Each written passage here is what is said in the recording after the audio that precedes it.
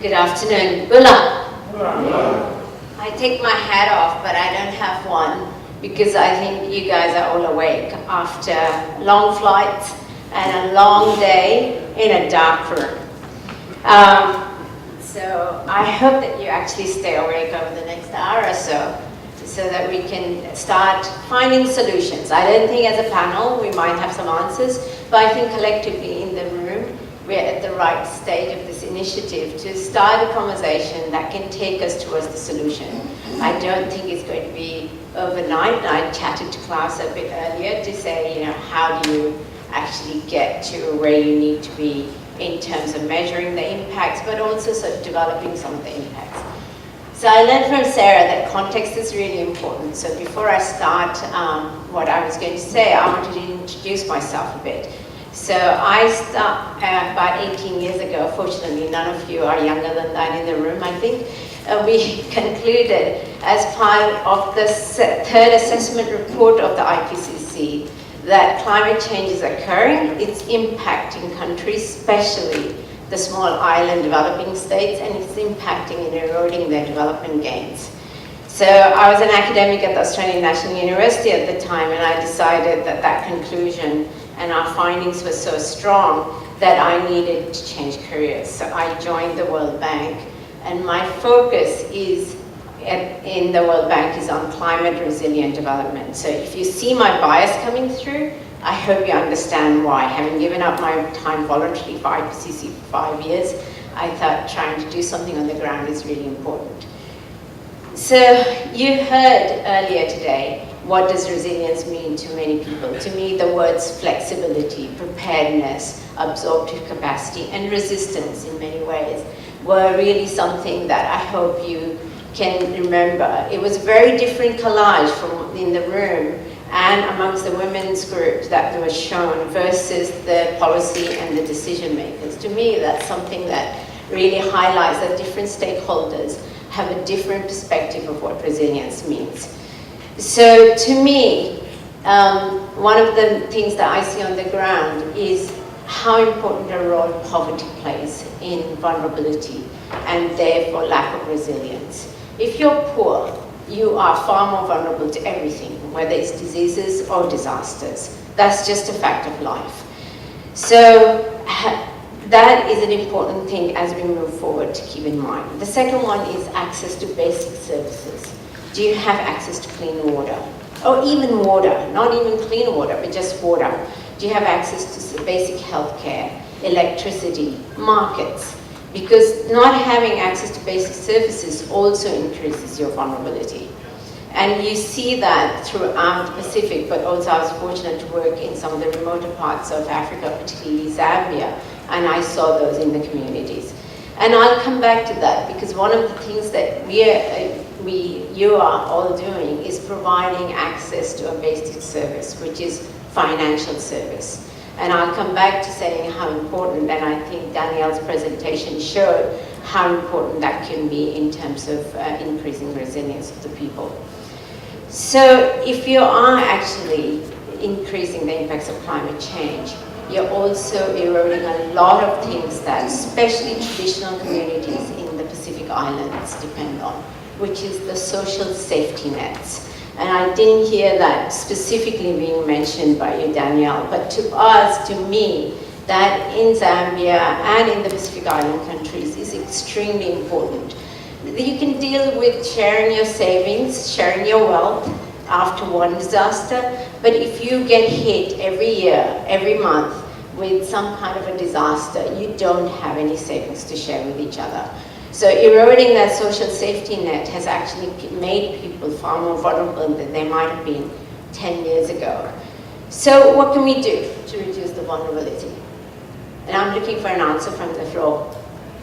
You've heard my take, you've heard my bias. What do you think is the best solution to reducing vulnerability of people? I don't have one of those magic things that Sarah has, and I didn't have time to work with her to do it, so you'll have to just speak aloud.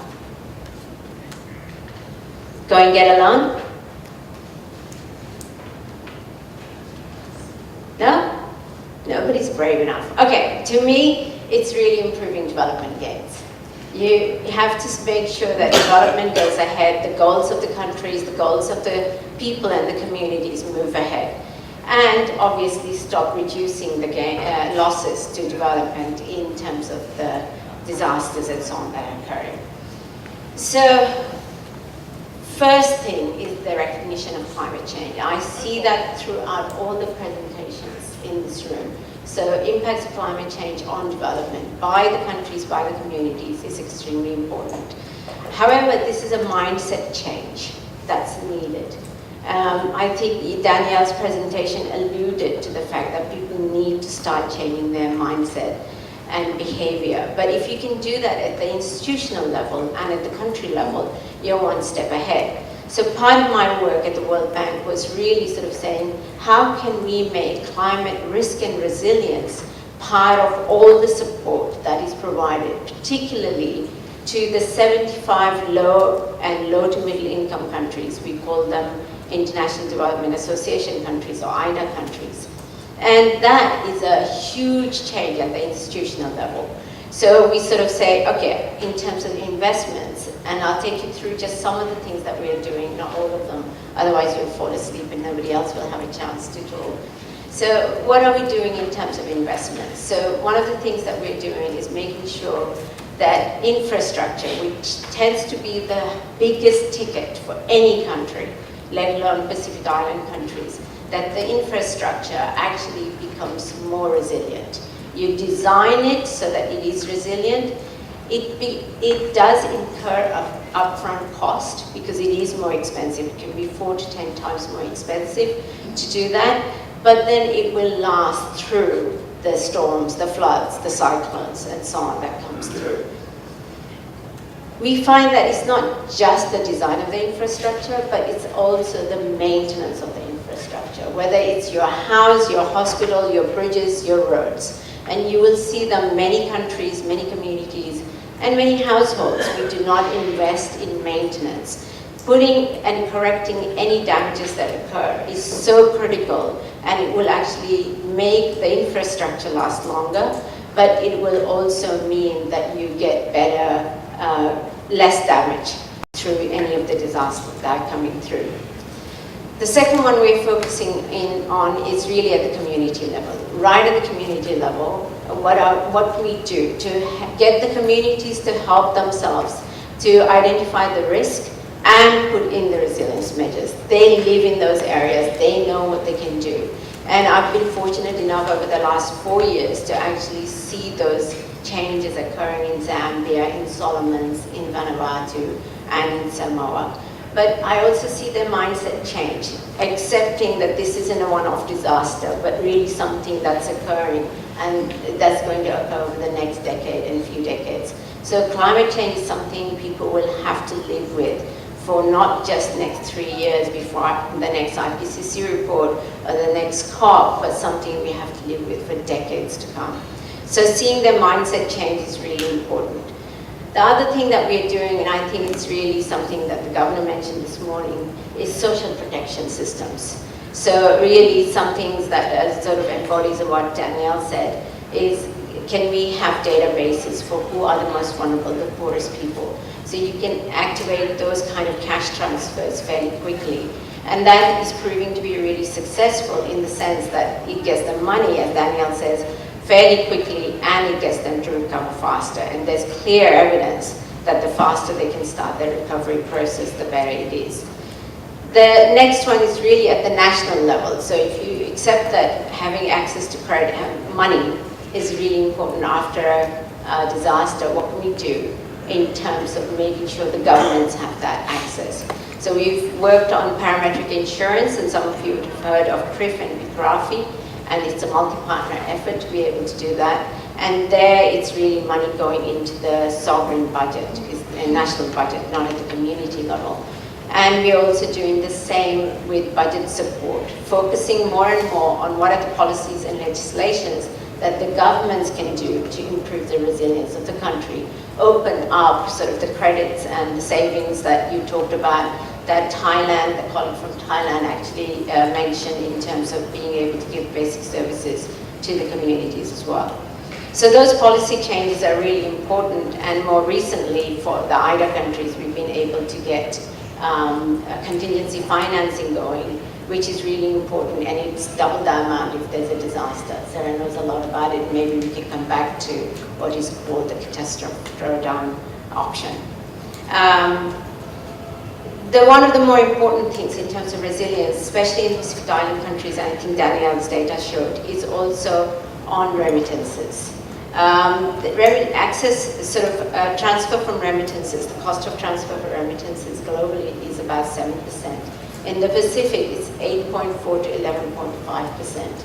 That's considerably higher. So there's a global effort being led by colleagues in World Bank and IFC to try and bring that cost down, because it means more money to the people to be able to recover, and actually also to use for resilience efforts. So my final points are really on some of the things that you mentioned, some of the things that came up earlier today. Collaboration is very important. Partnership is very important. Partnership with the countries, partnership with the communities, partnership with development partners, and also communities and stakeholders in programs like this. Other one is really learning by doing. So you can talk about trying to do some pilots. Pilots are really an essential way of learning by doing. We don't know what resilience means on the ground. We don't really know how to measure it. And therefore, if you are moving towards a monitoring framework, results framework, I'd say make it as a learning by doing exercise. Bring in people that have done development results framework, and we are happy to be part of that conversation.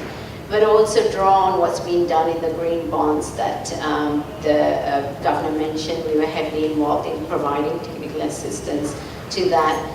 Look at some of the vulnerability assessment that countries have done, the green bonds, the blue bonds, and so on, because that could give you a way forward. So my final 1 minute is really a challenge to you guys. You deal with financial services, we deal with development. So I really want to pose a question to you. Go back to the previous one. Can you provide financial services to people who have no roads really to get to the markets, no roads to be able to drive on? And it can take them 3 or 8 hours just to go to the nearest bank. So your word was proximity to the services, and that's really important. Can we do that? They have no power. They may have a phone, but it doesn't necessarily work. So digital transfers might not work. And they're dealing with daily pressures of just surviving in those communities. And they're essentially on subsistence living. And that's true in many islands, and especially far-flung islands of the Pacific. Last slide, second slide. So I really, whoever's controlling it, sorry. It was moving through, so I thought it was an automatic thing.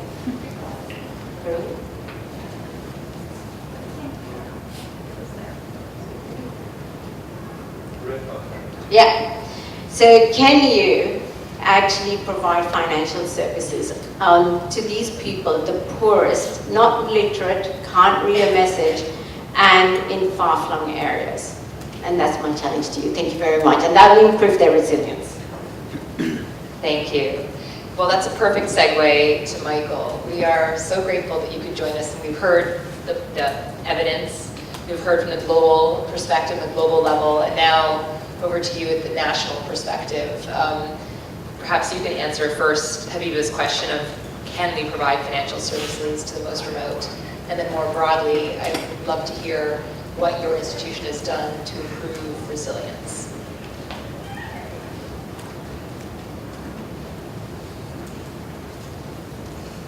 Well, thank you very much.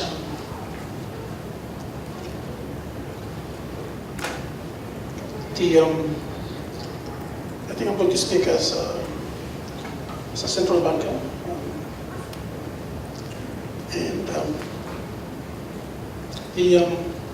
But let me just start from just the background where I come from. Vanuatu is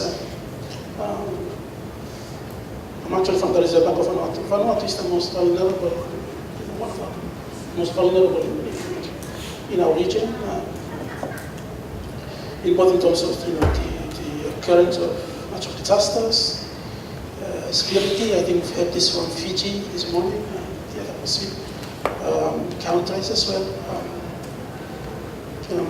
And I think experience with Cyclone Pam is that just one occurrence can wipe out 60% of your GDP, which speaks to how vulnerable the country is. At the same time, it's geographically challenged in the way it's spread out, both in terms of logistics and at the same time in terms of low level of infrastructure, including financial services infrastructure. So that is a big challenge from the beginning. At the same time, you have a country with low per capita income. And so it speaks again to how resilient the population can be in times of disaster, because you tend to find that it affects the low income more severely than say the segment of society that high up in per capita income.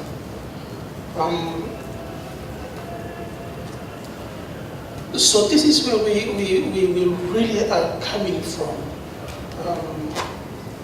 Of course, the role of the Reserve Bank is centers on macroeconomic stability, monetary policy, financial sector stability,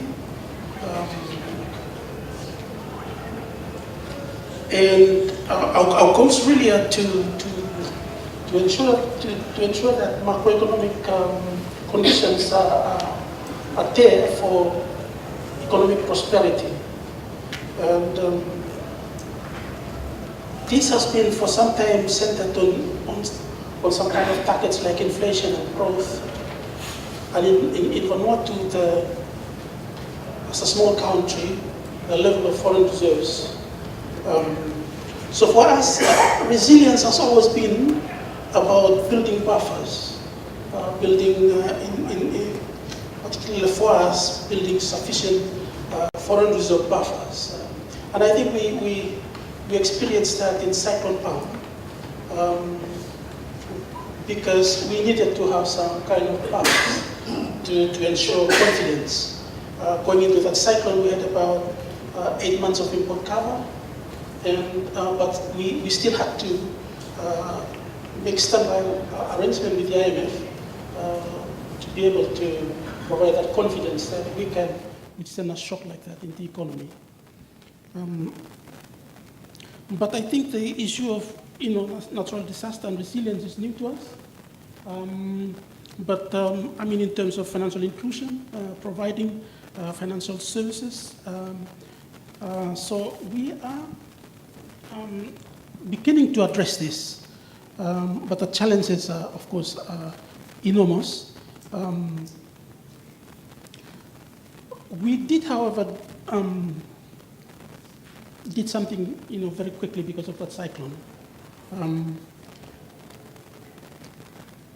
I think that one of the things that we realized coming from the cyclone was to consult with the banks as soon as possible to ensure that the banking system is working, that if they have problems, that they can be able to respond, so that the financial sector is working and there is no kind of banking risk in the economy.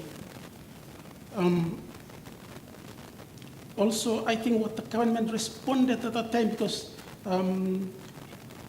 it lacked this kind of comprehensive fiscal framework, but it responded by allowing members to borrow from the Provident Fund savings in the National Provident Fund. But we ensured that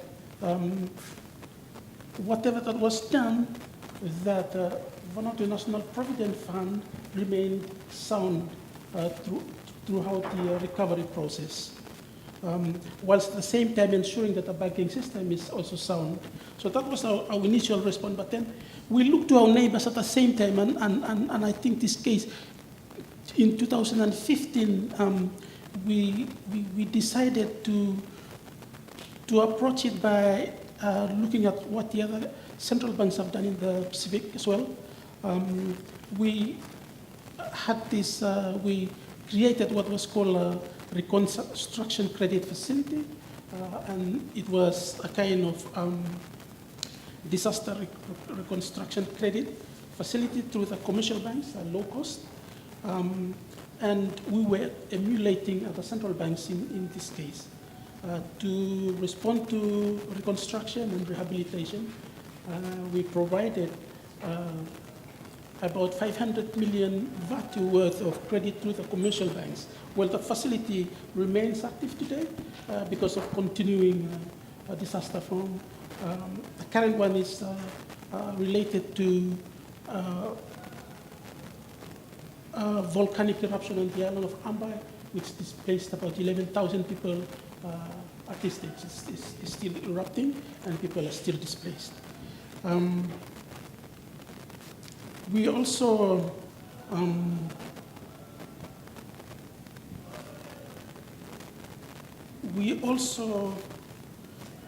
created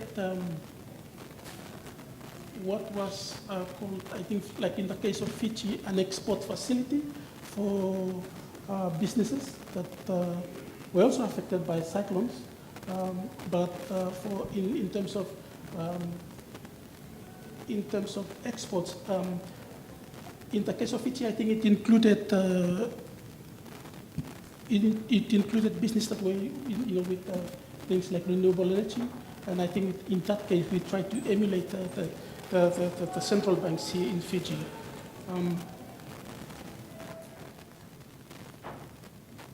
The government, I think at the time,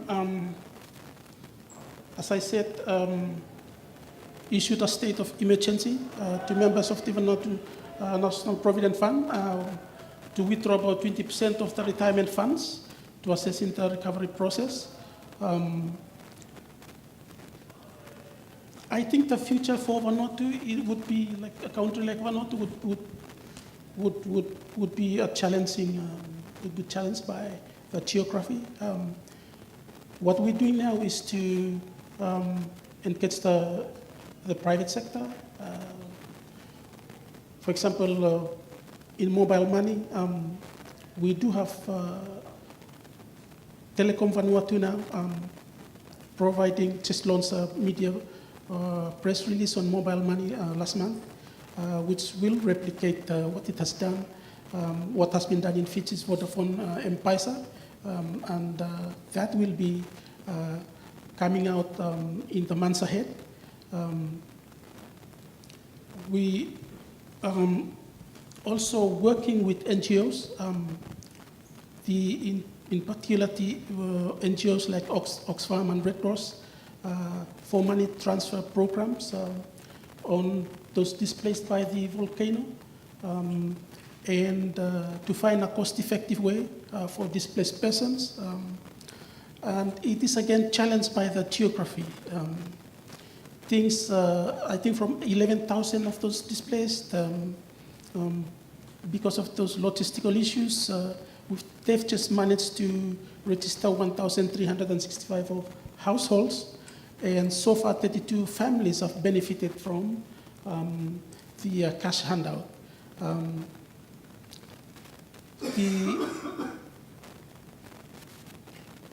The problem of KYC also is involved. How do you transfer cash and then be able to account for who you are sending money to with the requirements of KYC that we've put in the country? It's also a challenging issue to help people that are affected by natural disasters like the current one involving volcanic eruption at Ambai. We've also trying to digitalize government payments, again, so that government services can be expanded to the population, and we're working on this, and hopefully that a lot of this work can come out next year. But I think, as I said, a lot of work needs to be done. It's a challenging issue, and it's new to the Reserve Bank. But at the same time, you have the sense that you need to do something, and I think we have done it at the Reserve Bank. For the first time, we're having a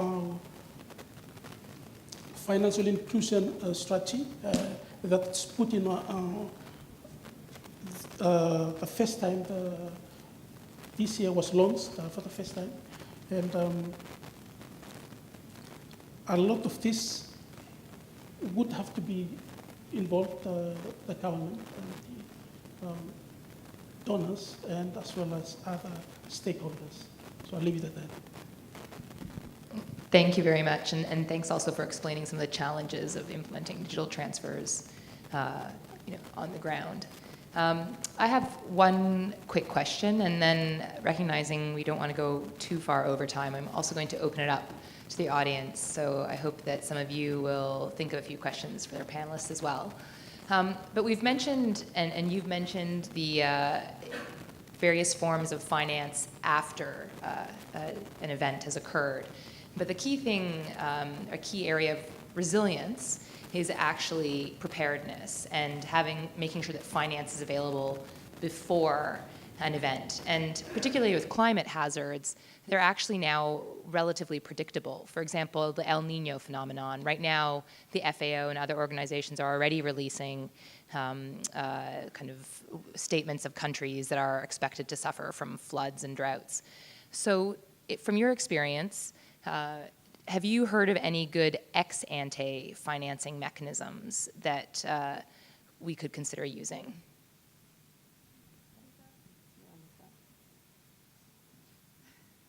And you've got microphones ahead of you, so actually you can, yeah.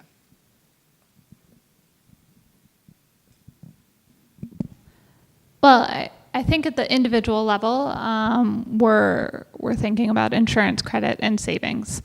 And I think that it would be interesting to talk a little bit more about the sovereign level or the global level and how those funds are set up and what the regulators in the room should be thinking about for accessing those funds. So I'd be interested if Habiba could talk about that a little bit.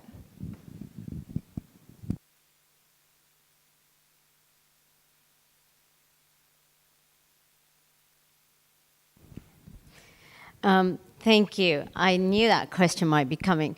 So some of the things that we find actually work is not just for the extremes like the El Nino, but for Pacific Islands and Zambia, drought-prone countries, even a seasonal drought. So no rain in Fiji for 4 weeks is massive disaster for some communities. So for us, preparedness really means changing practices. I think the IFAD colleague mentioned some of those. So that's not financial, but it's more changing practices. In terms of the financial instruments, we find some of the things that you can bring in through social protection mechanism. So a government's ability or the Reserve Bank's ability to actually transfer funds to the populations that's identified as being vulnerable is extremely important. So as I said, if you're poor, you're going to be at more risk of losing everything that you have. So giving them money fairly quickly will work. I think the microinsurance, and in Fiji we're helping set up a crop insurance, but it has to be micro crop insurance, is another response that's really working. And just making sure that there is liquidity available within the sovereign funds to be able to do the social protection and mechanisms is really important. One thing I have seen is what you mentioned is a sort of community savings schemes. Doesn't work in the Pacific as much because they rely on the people working in New Zealand, Australia, or Fiji, or somewhere that's not as poor or might not be as affected to do remittances. But in other countries, that social saving schemes are extremely important, providing somebody has access to the banking facilities. Thanks. Do you have any comments, Michael? Or if otherwise, if I can get the forecast-based finance slide, I'm not sure if that's available. I just quickly wanted to highlight something from the climate change discourse, that there's a lot of actually work funded by the German government as well and the Red Cross on something called forecast-based finance. And the traditional model is that obviously you have an event, and then that's on the upper slide. There's damage, people affected, and the humanitarian sector will rush in. But under this forecast-based finance, the idea is that you pre-identify triggers.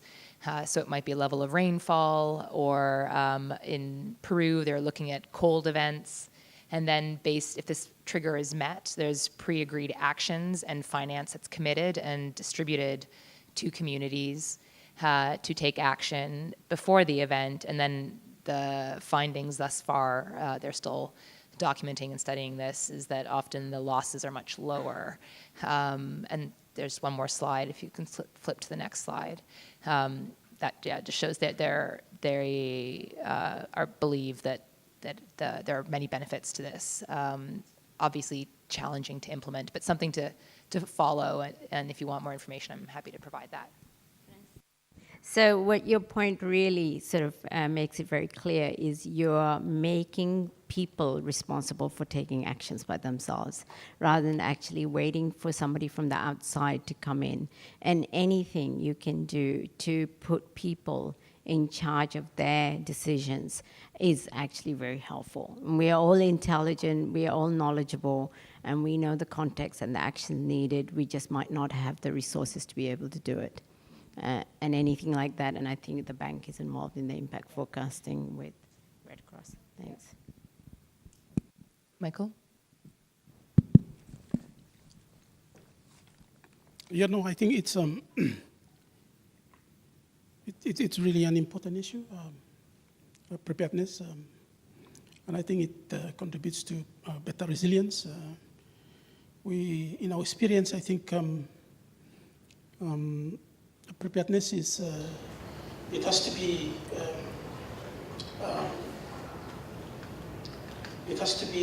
something that's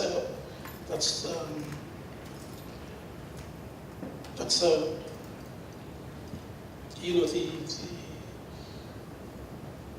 the level of preparedness has to go down, really down to the level of people in villages, for example, and to farmers. I think that is really important. I think it works well for some countries in the Pacific, but I think there's still some room for improvement. I think preparedness doesn't mean that it's about people down there in the villages or farmers, but preparing the whole population, sectors like the financial sector, the business sector, I think is an important issue, and we need to have a complete preparedness framework. And I think for us at the central bank, I think being able to have us, again, I come back to domestic financial sector, is important, and that they are prepared, and not only prepared, but also the aftermath of cyclones. That what you do also after the aftermath of a disaster is also important. We saw that during Cyclone Palm, and we saw our weaknesses in Cyclone Palm. For one of our examples that I can use here was when prior to Cyclone Palm, we kind of forgot to, or kind of overlooked the fact that the banks needed to close down, and we needed to communicate with them early enough so that they can take proper action. And then looking back, I think we were able to learn from it. But I think the issue is important. Thanks. Thank you. I have more questions, but first I want to check if anybody else in the audience has any questions for our panelists, either on some of the suggested actions that are needed, or any clarifications? No. Well, in the meantime, then I will, before I reach out, I have two more quick questions.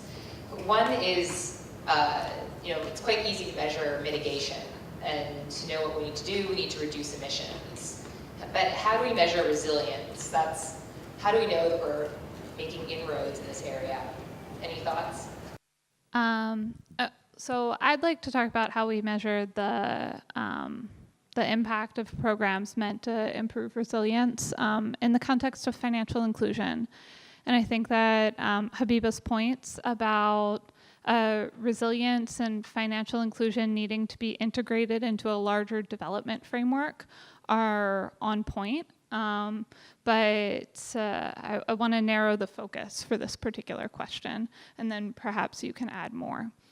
IPA is actually developing a standardized measurement tool to look at financial health. And the way that we think about that concept is a combination of access to financial services, all types of financial services, behavior around how people manage their finances. So do they save regularly? Do they make careful decisions about when to take credit? Do they repay their credit on time? Do they have autonomy over their financial decisions? And finally, in the case of a shock, an income shock or an expense shock, can they access funds, either through their savings, through an insurance payout from a friend or a family member? And how do they view their financial situation? So we have sort of three parts of the way that we're thinking about it.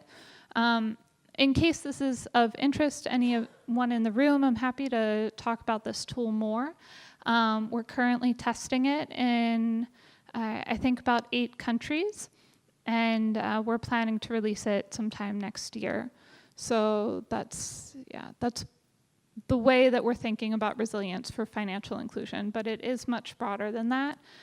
So depending on what you're trying to influence, you want to think about what other measures to include.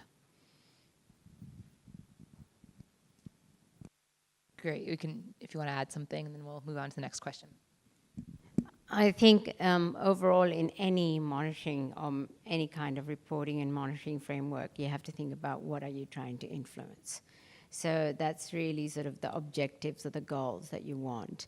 Globally, resilience is more challenging than measuring, say, greenhouse gas emissions. But if you really take it further and say, well, you might be measuring the greenhouse gas emissions in a particular, putting in a energy efficient fridge or air conditioner or a cooking stove, how does that really translate to what is happening in the atmosphere? That's challenging, and we don't go to that step.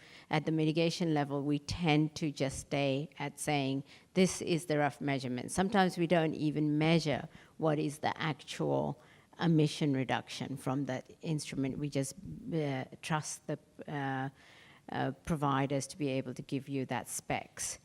So for resilience as a whole, it's really measuring multiple things like water availability, food security, being able to respond after a disaster. And it depends so much on the context that it's a hard one to measure.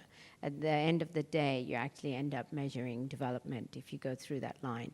There is something called the Global Adaptation Index that's tried to bring in a composite of things together, looking at both the vulnerabilities, so your current status, but also impacts of climate change and how that may change.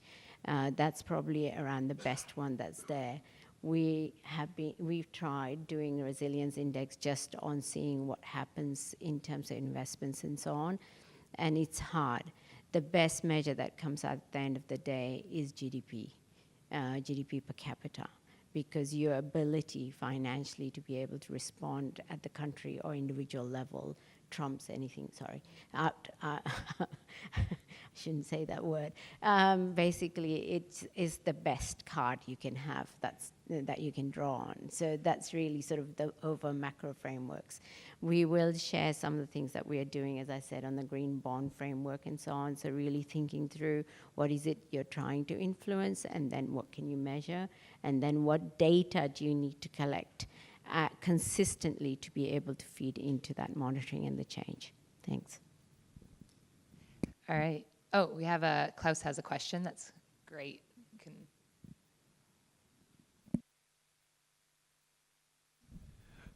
Yeah, I'm actually not yet quite satisfied with the answers that come here. And I understand this is super complex, but let's not forget that this is a discussion of and for financial regulators. And let's bring this back to the question in the first session, where Alfred asks, okay, so what is it that we're measuring? And then my idea is we measure on one hand mitigation, on the other hand resilience and adaptation, right? But we measure how can financial services contribute to increasing resilience. So here you have measuring resilience overall, and I understand the best proxy is GDP, so fine. We have that, or at least an approximation. But so the question is it even thinkable, is it even possible to measure the contribution of financial inclusion as one of many factors to this resilience? And if that is thinkable or so, how would we go about it? Nelly, I'm not sure if I understand well what it is that you're trying to do with this financial health thing. It seems to me that this measures financial inclusion in a more qualitative way, if I understood it well. But I don't want to move on quite yet, because we're still, this is a big thing to wrestle to the ground. But can we stay with it for one more round to see if somebody comes up with how can we attribute financial inclusion contribution to this thing that we call resilience? So let's go at it once more. Nelly, did you want to respond to Klaus's? Yeah, attribution is a crucial issue, absolutely. When you're looking at resilience overall and the entire sort of contribution of the financial system, that kind of attribution would be really difficult. Because you can't know what would have happened in the absence of that financial system. There are some methodological tools that you could use to try to look at how much of the resilience, saying that you measured it either at an individual level, like I was discussing, or at a national level, as Habiba was talking about, was connected, could be explained by the financial system. But at IPA, what we're really interested in doing, what is useful to us, and what we think helps us help policymakers make decisions, is to measure the impact of a specific intervention on resilience. Rather than being able to say the financial system as a whole had this impact on national resilience, because that type of answer would help regulators and policymakers together to decide what kinds of interventions to take. So in terms of financial health, for example, the reason that we're interested in measuring access and behavior and those outcomes around resilience, specifically economic resilience, all together is so that we can identify where are the gaps, what gaps are explaining the lower levels of resilience for individuals, and financial institutions or governments, policymakers, implementing organizations could decide how to use the evidence to address those gaps. So that's the idea with that financial health tool. And then in the end, we would be able to compare across different interventions which one is having the greatest effect, and how might we develop a broader risk management strategy that would make people more resilient in that particular context. But to your particular question, I don't think, at least from my perspective, it would be especially useful to be able to say financial inclusion as a whole is having this much of an impact on resilience, because that's not actionable. That doesn't tell it. The individual studies do help us advocate for funding and things like that, but they also tell us how to spend that funding, and that's the type of research that I would want to have on impact in the sector.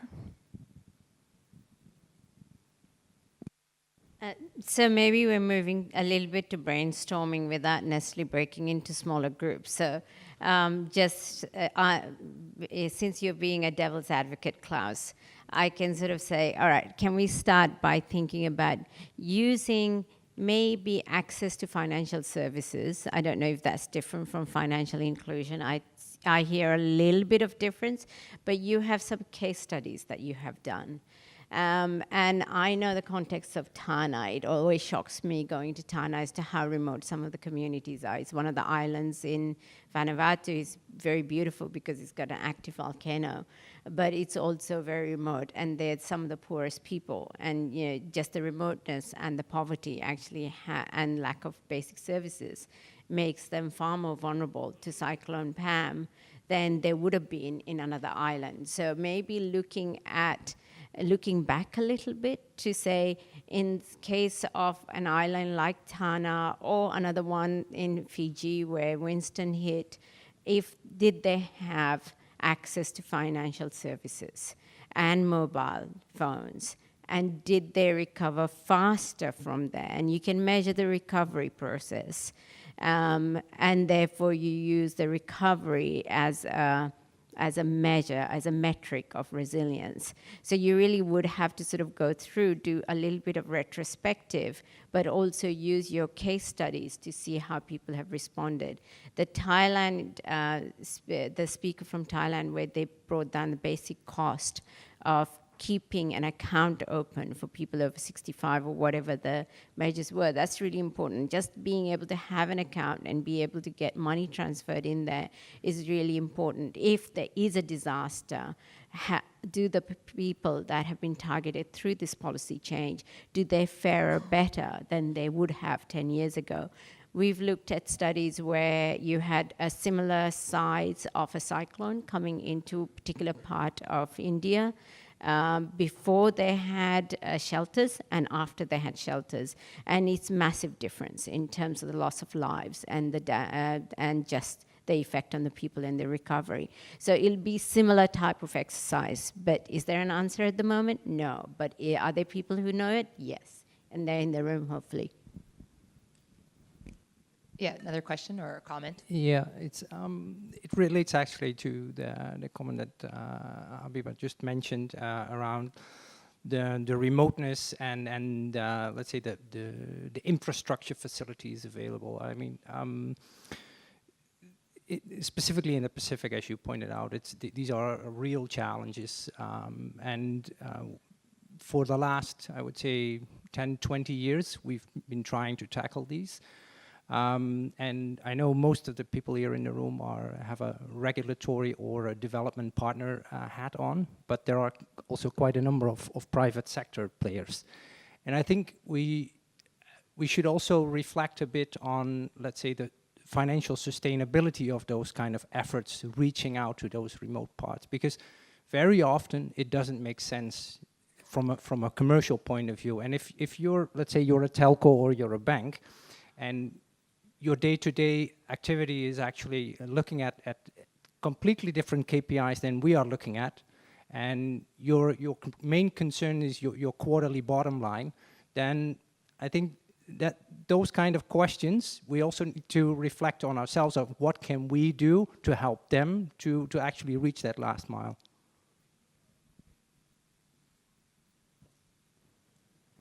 Sorry, did you want to make a comment or? Maybe I'll just make a comment from our perspective. It's a big question as to what, in terms of financial inclusion and resilience. We do realize in Vanuatu the extent of the challenge, and I wanted to just bring this issue up, that in a lot of our surveys, we, for example, find that in terms of the household sector, only about 5% have access to insurance. And about 77% of MSMEs do not have access to insurance, and that's a big challenge. And the fact that we don't have microinsurance at this stage, makes the issue of insurance cover for businesses, MSMEs in particular, the more important. I think we can be able to, just from we being a financial enabler in the economy, can answer, a lot of the questions and make that difference in resilience. But I think the challenge is significant, and it's not only financial services and products being able to deliver it to the population, but I think the issue of microinsurance is key, and it's much lacking, and it's a key part of resilience for the population. The other part that we also find out is that, or the part of capacity training. We're finding, for example, that a lot of people have access to mobile phones and and banks have come up with the products like internet banking, but their usage is so low because the capacity to do so is not there. And so this brings to the fore the need for capacity and training. Sorry, there's one more question. Yeah. Yes, Shalene from Vodafone. I think Brem was basically looking at me. So in this area, and I agree, and Klaus' question is quite relevant in the sense that, is it really building resilience? But we need to start somewhere, and I think it's important that we define a set of parameters and take some baseline data, because this is, TC Winston is not the last cyclone that we'll have in Fiji. So at least, given the past experience, we should build some set of parameters that would measure resilience, and going forward, take up the baseline data, and the next time around, the households that were affected, the time it took for them to recovery, the time it took for them to send the kids back to school. At least if we can set a set of parameters and take a baseline data, and then when we have such a situation, we can go back and see whether we have been able to build resilience. Now, on other point, and I think the point that Chair made is very, very important, given the Pacific Islands in particular, and the population is spread over the large area, and there is in some islands there are only 500 people, but they're so far away that to be able to take services to them, if everybody is looking at going there, but nobody is able to do so alone. So how can we collaborate better? What is the national, resilience strategy and framework which the government kind of dictates or mandates and says road infrastructure needs to be there because people expect us to go and put a tower in one of the islands, but there is no power there. So whose responsibility is it to provide power? We can't go and fill a generator every day with diesel, yet when there is no road, there are no regular transportation. So there are many, many issues that need to look at. But I think whilst everybody is profit-driven, there are certain areas we need to cut across and have a integrated sort of a national framework for collaboration and resilience building, and define those agreed set of parameters that everybody who can help build resilience can work together. Just a quick comment, and I know we're heading shortly to coffee breaks, so everybody will get up and move and wake up, but we had a discussion over lunch actually with a colleague from IFAD. I don't know if you want to mention the work in Mongolia with mobile banking, but this kind of gets to the question of there are innovations occurring to provide remote communities financial services, and hopefully forums such as this are opportunities to learn from each other and to really exchange those experiences to answer the questions and challenges that we're all struggling with. Yeah, sorry, I'll quickly, was there one more question? We have about 4 more minutes. I'm going to try to. No, please go ahead. If we have time, we're going to wrap up. Thank you very much for nice discussion. I think I am the last man before tea break. You know that all of the clients are in fact affected in the coastal belt due to the natural disaster. And as best as we know that agriculture, livestock and fisheries sectors are drastically affected. That is, our poor farmers are affected. So financial inclusion there is a thing, but how can we technologically help them? That is in livestock, fisheries and agriculture sector. And if it is possible to collaborate the concerned ministry or authority to mitigate this disaster. Thank you. Just my question is to Mrs. Habiba or Danielle may give this. Perhaps they have focused on their slides regarding these things, as best as I realize. You have tried to show in your slide about agriculture and the methods of cultivation there, which has been focused on your slides. I am telling that financial inclusion is a thing which is an important issue to discuss here, okay? But it's known to us that livestock, fisheries, and agricultural lands are in fact affected, mainly in the coastal belt. That is inclusion of saline water, exactly like this. And how can we mitigate this technically? And if there is any suggestion to solve these problems with the collaboration of concerned authority, that is concerned ministries or concerned division, exactly like this. The microphone. Okay, thank you. Sorry, because you're holding the microphone so close, it was hard to understand your question. So thank you for repeating it. So there's a lot of efforts, whether at the government level, at the community level, or NGOs, to really look at critical areas that are already affected by climate change. So the coastal areas are amongst them. And the technical ministries, if it goes through the government, like support from the World Bank, Asian Development Bank, African Development Bank, then the technical ministries like the fisheries ministry, the forest, and so on are fully included.